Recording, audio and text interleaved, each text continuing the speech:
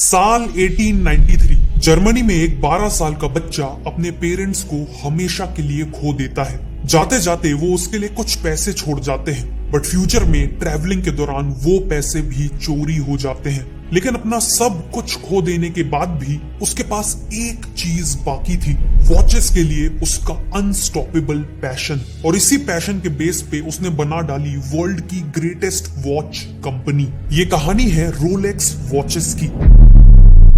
Germany में केवल 12 साल के हांस विल्सडॉर्फ अपने माता पिता की डेथ के बाद एक ऑर्फन बन चुके थे और उनके फ्यूचर में केवल अंधेरा ही अंधेरा था। ऐसे में रिलेटिव्स ने हांस के पेरेंट्स का बिजनेस बेच दिया और उन्हें बोर्डिंग स्कूल में डाल दिया। स्कूल के दौरान उनकी एक स्विट्जरलैंड के लड़के से दोस्ती हुई, जिसने उन्हें स्विट्जरलैंड की वॉच मेकिंग इंडस्ट्री के बारे में बहुत कुछ बताया। और ये सब जान के हांस के अंदर से आवाज आई कि उनका फ्यूचर इसी इंडस्ट्री में है। इसीलिए 1900 में केवल 19 साल की एज में वो जर्मनी छोड़ के स्विट्जरलैंड की ओर निकल पड़े। स्विट्जरलैंड में उन्हें क्यूना कॉटन नाम की एक वॉच मेकिंग कंपनी में जॉब मिल गई। यहाँ उनका काम था डेली कई 100 पॉकेट वॉचेस की एक्यूरेसी को चेक करना, और इसी काम को करते करते उनके अंदर परफेक्ट वॉचेस बनाने का पैशन डेवलप हो गया। 1903 में उन्होंने लंदन जाके सेटल होने का डिसीजन लिया, लेकिन इसी जर्नी में उनके साथ एक बहुत बड़ा हादसा हो गया। उनके पेरेंट्स से मिले हुए पूरे 33,000 जर्मन गोल्ड मार्क्स चोरी हो गए। ये उनके लिए एक बहुत बड़ा सेटबैक था, लेकिन उनके पास आगे बढ़ते रहने के अलावा और कोई ऑप्शन नहीं था। लंदन पहुंच के उन्होंने एक दूसरी वॉच मेकिंग कंपनी में सेल्स एंड मार्केटिंग की जॉब ले ली और अगले 2 सालों में उन्होंने वॉच मेकिंग इंडस्ट्री में मैन्युफैक्चरिंग, सेल्स और सबसे इंपॉर्टेंट कंज्यूमर बिहेवियर के बारे में बहुत कुछ सीखा। उन्हें रियलाइज हुआ कि सभी वॉच मेकिंग कंपनीज अपनी वॉचेस को कुछ ज्यादा ही फैंसी और डेकोरेटिव बनाने पे फोकस कर रही हैं, जबकि कस्टमर्स को सिंपल, एक्यूरेट, ड्यूरेबल और एलिगेंट वॉचेस चाहिए थी। और इसी सिचुएशन को बदलने के लिए केवल 24 साल की उम्र में उन्होंने अपना खुद का वॉच मेकिंग बिजनेस स्टार्ट करने का फैसला किया। लेकिन एक प्रॉब्लम थी, बिजनेस स्टार्ट करने के लिए हांस के पास सफिशिएंट कैपिटल नहीं था। इसीलिए उन्होंने अपने ब्रदर इन लॉ को कैपिटल के बदले अपना बिजनेस पार्टनर बना लिया और इसी तरह 1905 में एस्टैब्लिश हुई विल्सडॉर्फ एंड डेविस फर्म। सबसे पहले उन्होंने देखा कि ट्रैवलर्स को एक वॉच कैरी करने की बहुत जरूरत होती है ताकि वो टाइम पे ट्रेन या बसेस पकड़ सके और अपनी डेस्टिनेशन तक टाइम पे पहुंच सके। इसीलिए उन्होंने स्पेसिफिकली ट्रैवलर्स के लिए पॉकेट वॉच बनाने का फैसला किया। उन्होंने नॉर्मल वॉचेस के कंपैरिजन में इस वॉच का साइज छोटा रखा ताकि ट्रैवलर्स इसे इजिली कैरी कर सके, और साथ में इसका पाउच हाई क्वालिटी लेदर से बनाया ताकि प्रीमियम दिखने के साथ साथ ट्रैवलिंग के दौरान ये टूटे नहीं। उन्होंने इस वॉच का नाम रखा पोर्टफोलियो पॉकेट वॉच, और कंपनी के फर्स्ट प्रोडक्ट के हिसाब से ये काफी सक्सेसफुल हुई। इवन दो हांस ने कंपनी की शुरुआत एक पॉकेट वॉच बनाने से की थी, लेकिन वो हमेशा के लिए पॉकेट वॉचेस नहीं बनाना चाहते थे। उनका प्रेडिक्शन था कि फ्यूचर में रिस्ट वॉचेस पॉकेट वॉचेस को कंप्लीटली रिप्लेस कर देंगी। इसीलिए हांस ने अब अपना पूरा focus world class wrist watches बनाने में डाल दिया। बट प्रॉब्लम ये थी कि उस समय के कस्टमर्स रिस्ट वॉचेस को एक्सेप्ट करने के लिए तैयार नहीं थे। उनका परसेप्शन था कि रिस्ट वॉचेस केवल फीमेल्स पहना करती हैं, लेकिन हांस कस्टमर के इसी परसेप्शन को बदलना चाहते थे।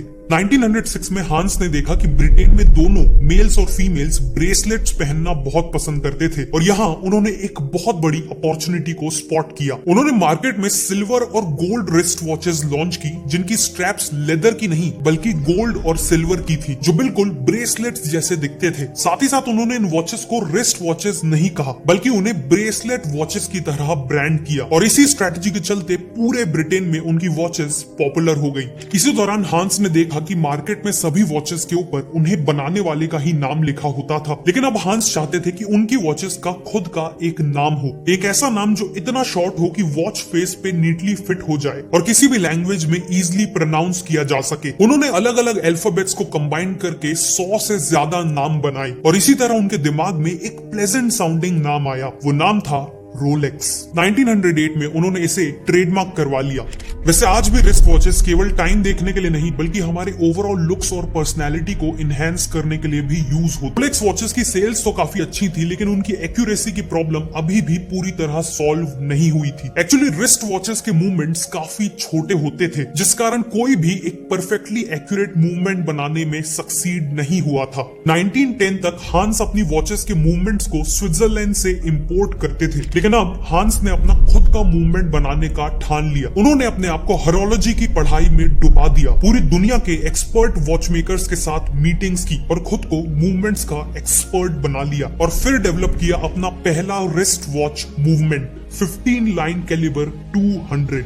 उन्होंने इसे स्विट्जरलैंड के ऑफिशियल क्रोनोमीटर टेस्टिंग इंस्टीट्यूट में सर्टिफिकेशन के लिए भेजा। वहां इस पे रिगरस टेस्ट हुए, जिसके बाद ये पूरे वर्ल्ड का पहला रिस्ट वॉच मूवमेंट बना जिसे क्रोनोमीटर सर्टिफिकेट मिला। बेसिकली हांस ने वर्ल्ड का सबसे एक्यूरेट रिस्ट वॉच मूवमेंट बना लिया था। इस इनोवेशन के चलते रोलेक्स की रेपुटेशन काफी बढ़ गई और अब उनकी वॉचेस केवल ब्रिटेन नहीं बल्कि बाकी यूरोपियन कंट्रीज में भी एक्सपोर्ट होने लगी। 1914 तक हांस ने ब्रिटेन में विल्सडॉर्फ एंड डेविस के मल्टीपल ऑफिसेस सेटअप कर लिए थे। 60 से ज्यादा एक्सेप्शनल लोगों की टीम भी तैयार कर ली थी और बिजनेस लगातार ग्रो हो रहा था। लेकिन फिर एक मेजर इवेंट ने उनकी ग्रोथ स्टोरी में ब्रेक लगा दिया, वर्ल्ड वॉर 1। वॉर का खर्च निकालने के लिए ब्रिटिश गवर्नमेंट ने वॉचेस पे 33% की एक्सपोर्ट ड्यूटी इम्पोज कर दी, जिस कारण रातों रात फॉरेन कॉम्पिटिटर्स के कंपैरिजन में रोलेक्स के प्राइसेस 33% से बढ़ गए और उनकी सेल्स क्रैश हो गई। इस क्राइसिस को सरवाइव करने के लिए हांस को अपनी पूरी कंपनी को ब्रिटेन से स्विट्जरलैंड शिफ्ट करना पड़ा। अभी तक तो रोलेक्स केवल उनकी वॉच ब्रांड का नाम था, लेकिन स्विट्जरलैंड आके उन्होंने अपनी कंपनी का नाम भी रोलेक्स वॉच को लिमिटेड कर दिया और अपने कई बिजनेस ऑपरेशंस को वापस जीरो से स्टार्ट किया। वॉर के चलते लग्जरी वॉचेस का मार्केट क्रैश हो चुका था, लेकिन तभी हांस ने एक बहुत इंटरेस्टिंग ट्रेंड ऑब्जर्व किया। सडनली वर्ल्ड वॉर 1 में लड़ने वाली आर्मीज की तरफ से रिस्ट वॉचेस की बहुत डिमांड आ रही थी। एक्चुअली वॉर के दौरान सभी सोल्जर्स को टाइम देखना बहुत जरूरी होता है ताकि वो सभी अपने एक्शंस जैसे कब फायर करना है, कब आगे बढ़ना है वगैरह को प्रॉपरली कोऑर्डिनेट कर पाए। ऐसे में टाइम देखने के लिए पॉकेट वॉचेस को यूज करना प्रैक्टिकल नहीं था, क्योंकि केवल टाइम देखने के लिए सोल्जर्स को अपनी राइफल नीचे रखनी पड़ती थी, कोट खोलना पड़ता था और फिर वॉच निकालनी पड़ती थी। इसीलिए आर्मीज रिस्ट वॉचेस पे शिफ्ट होने लगी, जिसमें टाइम देखना बहुत आसान था। इसे देखते हुए रोलेक्स ने सोल्जर्स के लिए अपनी ट्रेंच वॉचेस लॉन्च की। इन वॉचेस का ग्लास अनब्रेकेबल था और बॉडी काफी स्ट्रॉन्ग थी और इसमें लुमिनेसेंट रेडियम आवर हैंड दिया हुआ था ताकि लो लाइट में भी सोल्जर्स टाइम देख सके। इन्हीं ट्रेंच वॉचेस ने रोलेक्स को वॉर के दौरान भी अच्छा बिजनेस करने में हेल्प किया।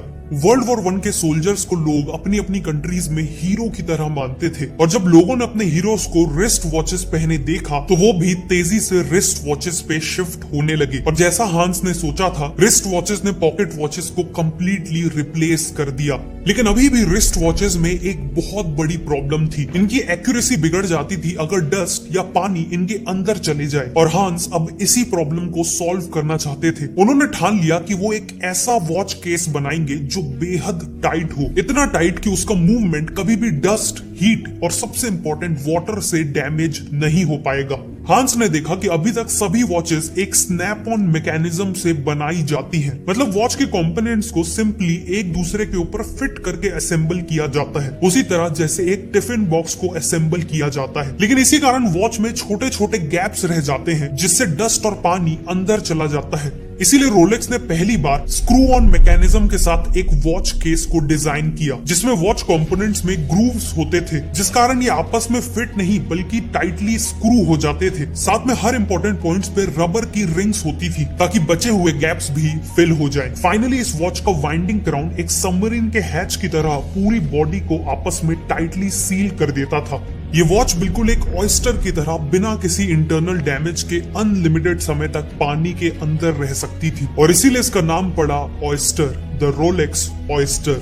1926 में लॉन्च होने वाली ये वॉच रिवॉल्यूशनरी थी और इसीलिए इसे प्रमोट करने के लिए भी रिवॉल्यूशनरी मार्केटिंग की जरूरत थी। हांस को पता चला कि मर्सिडीज ग्लाइड्स नाम की एक स्विमर है जिनका क्लेम था कि इंग्लिश चैनल को तैर के क्रॉस करने वाली वो पहली वुमेन थी, लेकिन कई लोगों ने उनके इस क्लेम को झूठा ठहरा दिया था। इसीलिए उन्होंने खुद को साबित करने के लिए डिक्लेयर कर दिया कि वो फिर से इंग्लिश चैनल को क्रॉस करेंगी और इस बार पूरी दुनिया की मीडिया के सामने। हांस ने मर्सिडीज को कांटेक्ट किया और उन्हें पहला रोलेक्स ब्रांड एम्बेसडर बनने का ऑफर दिया। रोलेक्स ऑयस्टर की वाटरप्रूफ कैपेबिलिटीज को प्रमोट करने के लिए मर्सिडीज अपनी स्विम के दौरान वॉच को अपने नेकलेस में अटैच्ड रखने वाली थी।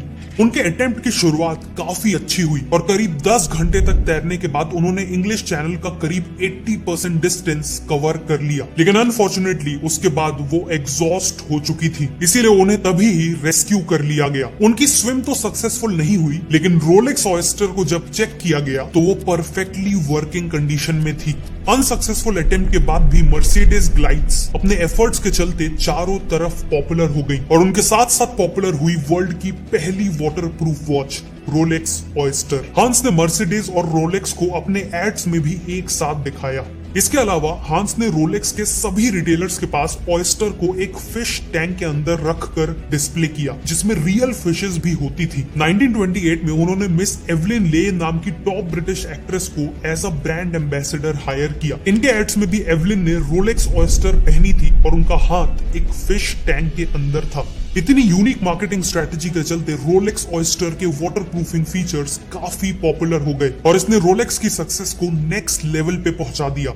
लेकिन जहां पूरी दुनिया हांस और रोलेक्स की तारीफ कर रही थी, वहीं हांस अभी भी सेटिस्फाइड नहीं थे। एक्चुअली उस समय की वॉचेस कंप्लीटली मैकेनिकल वॉचेस होती थी, मतलब इन्हें पावर किसी बैटरी से नहीं बल्कि एक मेन स्प्रिंग से मिलती थी। बेसिकली वॉच के क्राउन को घुमाकर इस मेन स्प्रिंग को टाइट करना पड़ता था। फुली टाइट होने के बाद ये स्प्रिंग स्लोली अनवाइंड होती थी और वॉच के कांटों को चलाती थी। सिंपली स्पीकिंग ये बिल्कुल एक चाबी वाले खिलौने की तरह काम करती थी। इन वॉचेस को हर 2 दिन में वाइंड करना पड़ता था और ऑयस्टर के केस में अगर वाइंडिंग के बाद क्राउन को अच्छे से टाइट ना किया जाए तो पानी अंदर जा सकता था। इसीलिए हांस का अगला गोल था एक फुली ऑटोमेटिक वॉच बनाना। हांस सालों तक इस प्रॉब्लम को सॉल्व करने में लगे रहे और फाइनली उन्होंने इन्वेंट किया परपेचुअल रोटर का। ये बेसिकली एक सेमी सर्कुलर रोटर था जो वॉच के अंदर पूरा 360 डिग्री तक घूम सकता था। ये रोटर मल्टीपल गियर्स के थ्रू मेन स्प्रिंग से कनेक्टेड होता था। डेली लाइफ में वॉच को पहनने वाला जब अपने हाथ या रिस्ट को मूव करता था तब ये रोटर घूमता था, फिर गियर्स के थ्रू ये एनर्जी ट्रांसफर होती थी और अल्टीमेटली मेन स्प्रिंग टाइट हो जाता था।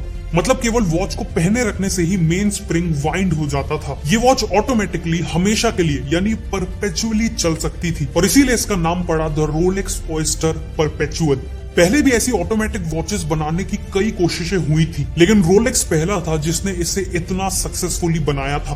परपेचुअल ने रोलेक्स और हैंस विल्सडॉर्फ को वॉच मेकिंग दुनिया का लेजेंड बना दिया था। लेकिन तभी 1939 में एक बहुत बड़ी मुसीबत आ गई, वर्ल्ड वॉर 2।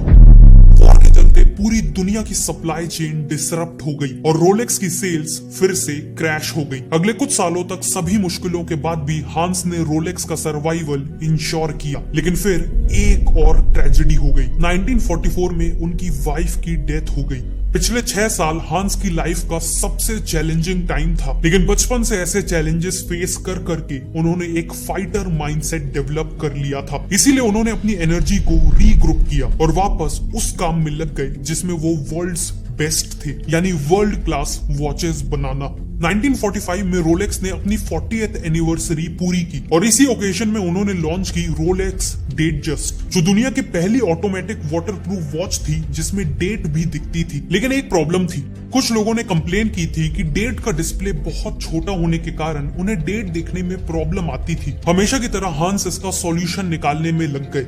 कहा जाता है कि एक दिन उनकी वॉच के ऊपर पानी की एक बूंद गिरी जिससे उन्हें डेट मैग्नीफाई होकर दिखने लगी। इसी से इंस्पिरेशन लेके उन्होंने डेटजस्ट वॉचेस के ऊपर 2.5x मैग्नीफाइंग ग्लास ऐड करवा दिया और ये प्रॉब्लम भी सॉल्व हो गई। 1960 तक रोलेक्स ने और भी कई रिवॉल्यूशनरी वॉचेस लॉन्च की, जैसे 1953 में रोलेक्स एक्सप्लोरर लॉन्च की, जो बेसिकली माउंटेनियर्स और एक्सप्लोरर्स के लिए बनाई गई स्ट्रॉन्ग और अनब्रेकेबल वॉच थी, ताकि उन्हें वॉच के डैमेज होने की चिंता ही ना करनी पड़े। 1955 में रोलेक्स की GMT मास्टर लॉन्च हुई, जिसमें एक रोटेटिंग बेजल थी। ये वॉच मेनली पायलट्स के लिए थी, क्योंकि पायलट्स को फ्लाई करते वक्त अलग अलग टाइम जोन्स को ट्रैक करना पड़ता है और इस बेजल के थ्रू वो ऐसा कर सकते थे। और फाइनली 1960 में रोलेक्स की डीप सी स्पेशल नाम की एक एक्सपेरिमेंटल वॉच लॉन्च हुई, जिसे डीप सी के एक्सट्रीम वाटर प्रेशर को झेलने के लिए डिजाइन किया गया था। 1960 में इसे टेस्ट करने के लिए उस समय के डीपेस्ट नोन ओशियन पॉइंट, जो करीब 11,000 मीटर गहरा था, वहां ले जाया गया था और उतनी गहराई में भी ये बिल्कुल परफेक्टली काम कर रही थी। इसी के साथ रोलेक्स ने अपने आप को वॉचेस के किंग के तौर पे स्टैब्लिश कर लिया था। चाहे माउंट एवरेस्ट की ऊंचाई हो या समुद्र का सबसे गहरा पॉइंट, दुनिया की हर एक्सट्रीम कंडीशन से डील करने की कैपेबिलिटी केवल एक वॉच ब्रांड के पास थी और वो थी रोलेक्स। हांस ने रोलेक्स के साथ वो सभी चीजें अचीव कर ली थी जो कोई और वॉच मेकर सपने में भी अचीव करने का नहीं सोच सकता था। इसी के साथ 1960 में हांस विल्सडॉर्फ ने 79 की एज में दुनिया को अलविदा कहा, लेकिन पीछे छोड़ गए एक ऐसी वॉच ब्रांड जिसने उन्हें हमेशा के लिए अमर कर दिया। ये कहानी थी रोलेक्स की। अगर आपको ये वीडियो अच्छी लगी तो मैं रिकमेंड करूंगा कि आप नेक्स्ट इस वीडियो को देखें और अपना